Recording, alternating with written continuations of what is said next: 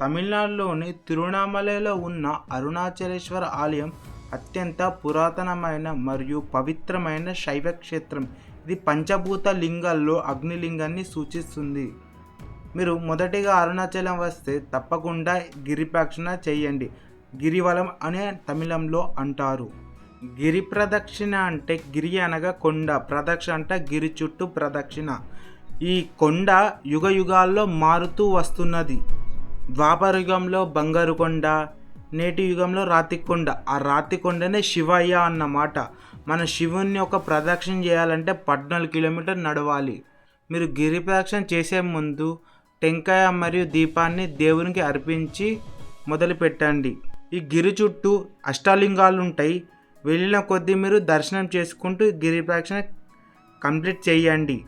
మీరు చూస్తున్నదే ఇదే ఎల్లై కాళియమ్మన్ టెంపుల్. ఇక్కడ మీకు ఎలాంటి నదర దిష్టి ఏమైనా ఉన్నా కానీ ఇక్కడ తీసివేస్తారు. గిరి ప్రదక్షిణ చేసేటప్పుడు మస్తు తప్పులు చేస్తారు. ఒకటి, ఫస్ట్ ఆఫ్ ఆల్ సాక్స్ వేసుకోకండి. మీకు ఏజ్డ్ పర్సన్స్ అయితేనే సాక్స్ వేసుకోండి. సెకండ్ థింగ్, ఈ గిరి ప్రదక్షిణలో మస్తు మంది జ్యూసులు, ఎనర్జీ డ్రింకులు, ఫ్రూట్స్. ఆ కొండనే శంకరుడు, యుగ యుగాలకి అది మారుతుంది. మనం గిరి ప్రదక్షిణ చేసేటప్పుడు అష్టలింగాలు వస్తాయి. ఇంద్రలింగం, అగ్నిలింగం, యమలింగం, నైరుతిలింగం, వరుణలింగం, వాయులింగం, కుబేరలింగం మరియు ఈశాన్యలింగం. వీటిని అష్టలింగాలు అని అంటారు. స్థల పురాణం ప్రకారం బ్రహ్మ విష్ణుల మధ్య ఎవరు గొప్ప అనే వివాదం వచ్చినప్పుడు శివుడి ఒక అంతులేని అగ్గిస్తంభాన్ని వెలిశాడు. ఈ అగ్గిస్తంభమే శాంతించి ఈ అరుణాచల పర్వతంగా మారిందని భక్తుల నమ్మకం. ఇక్కడ పార్వతీదేవిని ఉన్నామలై అమ్మవారు అని ఆరాధిస్తారు. ఇక్కడ ప్రతి నెల పౌర్ణమి రోజున వేల సంఖ్యలో భక్తులు గిరి ప్రదక్షిణ చేస్తారు.